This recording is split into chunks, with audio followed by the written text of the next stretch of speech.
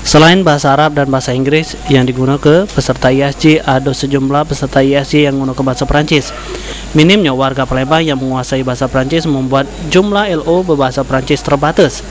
Beruntung ada 2 warga Palembang yang punya kemampuan berbahasa Perancis yang bertugas sebagai LO di media center ISG. Aktivitas kedua LO berbahasa Inggris ini biasanya menyiapkan kebutuhan peserta ISG pecah Maroko, Kamerun sama Pantai Gading untuk melakukan konferensi pers. Hampir sama dengan LO bahasa yang lain, pecah bahasa Arab sama bahasa Inggris.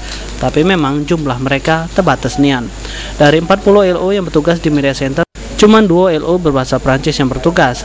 Sebelum bertugas sebagai LO di ISG, kedua LO ini bertugas sebagai tenaga pengajar di sekolah kejuruan di Palembang. Center biasanya kalau ada konferensi yang menggunakan bahasa Prancis, kita terjun ke lapangan. Oh gitu. Jadi kita fokus pada saat penggunaan bahasa Prancis. Iya, benar.